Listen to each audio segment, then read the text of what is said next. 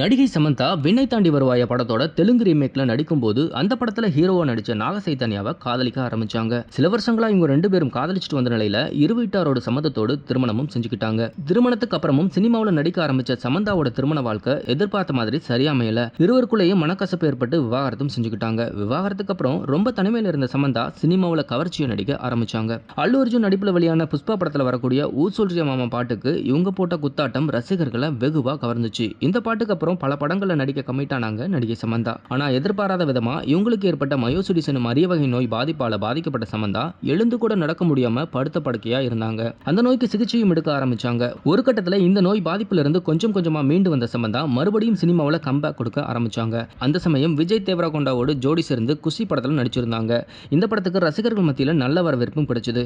இந்த படத்துக்கு அப்புறம் சிட்டாடல் என்ற வெப் சீரிஸ்ல நடிக்க கமிட் ஆகியிருந்தாங்க. அது மட்டும் இல்ல, அட்லி இயக்கத்துல அல்லு அர்ஜுன் நடிக்கும் படத்திலையும் சமந்தா நடிக்க இருக்காங்க. மறுபுறம் சோசியல் மீடியாவில் ஆரோக்கியம் சம்பந்தப்பட்ட பாட்காஸ்ட்களையும் வெளியிட்டு வராங்க. ரீசெண்டா ஒரு யோகா வீடியோவை வெளியிட்ட சமந்தா யோகா எவ்வளவு முக்கியமானதுங்கிறதையும் அதை விளக்கும் வீடியோவையும் வெளியிட்டிருந்தாங்க. இதை பார்த்த சிலர் சமந்தாவுக்கு பாசிட்டிவ் கமெண்ட்களை கொடுத்துட்டு இருக்காங்க. ஆனா நெட்டிசன் ஒருத்தர் ஏன் உங்க அப்பாவி கணவரை ஏமாத்துனீங்க சொல்லுங்கன்னு கேள்வி கேட்டிருந்தாரு. இதை பார்த்த சமந்தா, மன்னிக்கணும், நான் வீடியோவில் பேசின விஷயங்கள் உங்களுக்கு உதவாதுன்னு நினைக்கிறேன். இதை விட இன்னும் பெட்டரான விஷயங்கள் உங்களுக்கு தேவைப்படும், நல்லா இருங்கன்னு மறைமுகமா பதிலடி கொடுத்திருக்காங்க. இது மாதிரியான சினிமா நியூஸ் பத்தின அப்டேட்டுகளை நீங்க உடனுக்குடன் தெரிஞ்சுக்கணும்னா மறக்காம நம்ம சினி மாடல் சேனலை சப்ஸ்கிரைப் பண்ணிக்கோங்க.